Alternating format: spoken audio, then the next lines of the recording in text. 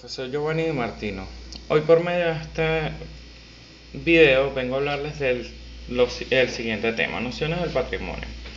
Podemos referirnos en general a un conjunto de bienes y derechos y en su caso de deudas de una persona o sencillamente de un conjunto de derechos de los que es titular una misma persona.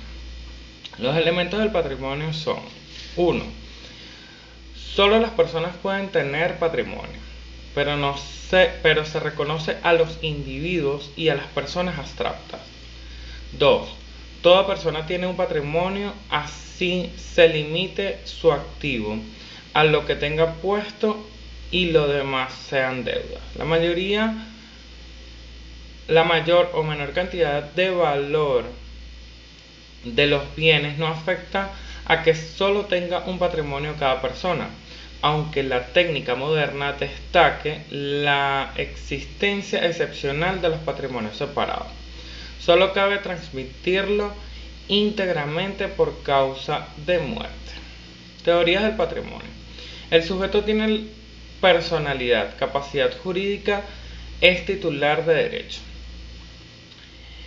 Está imbuido a través del ordenamiento jurídico vigente de un conglomerado de derechos subjetivos, potestativos, adjetivos, sustantivos. Pero además, el ser humano en su relación con sus semejantes puede contraer una serie de obligaciones y adquirir ciertos deberes.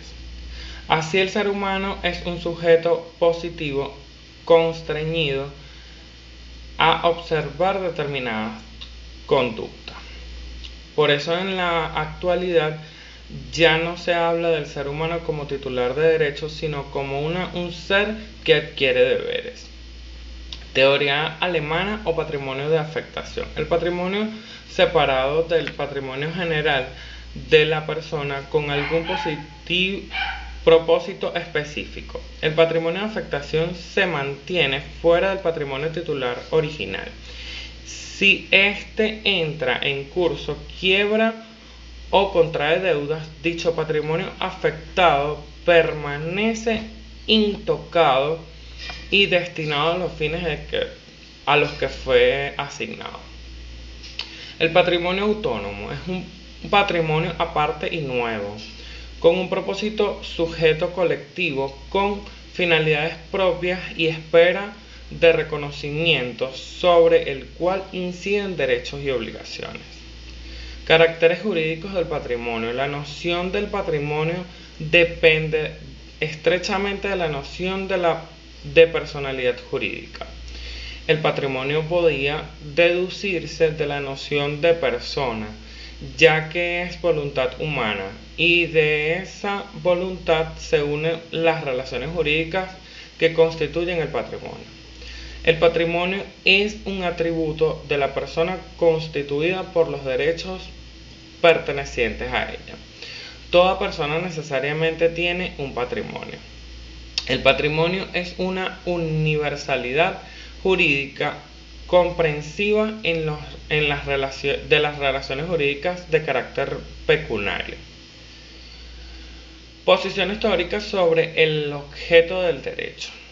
En torno a la noción de objeto de derecho existen tres posiciones o grupos teóricos típicos. La primera considera que es objeto todo lo que se representa como estado fuera del sujeto, tanto las cosas materiales como las acciones humanas y los fenómenos inmateriales.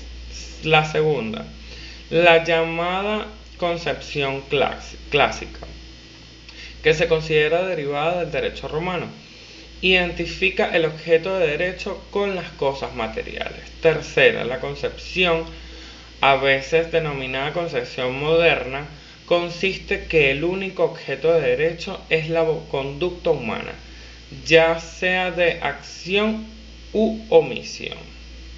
Diferencias entre el contenido y el objeto del derecho.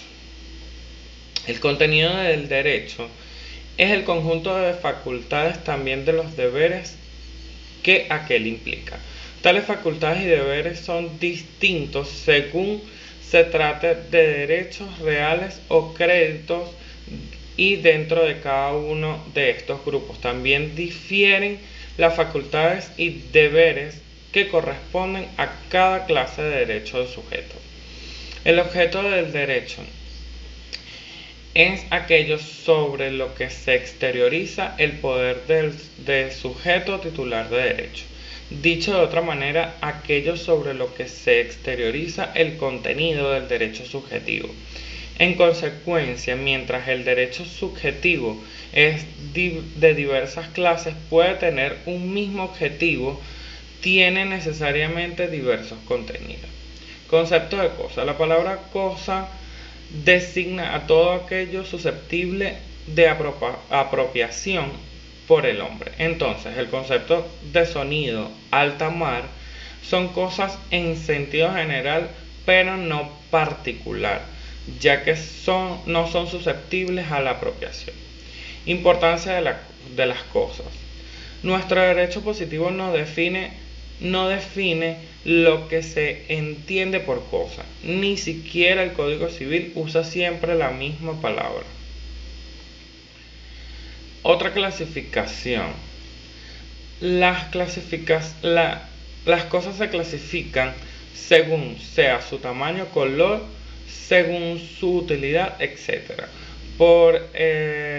Pero al derecho solo se le interesan las clasificaciones de las cosas que se basan en sus cualidades jurídicamente relevantes, lo cual es obvio, ya que sería absurdo que en la rama del derecho se clasifiquen las cosas según otros puntos de vista. Muchísimas gracias, profe, por su atención. Hasta luego.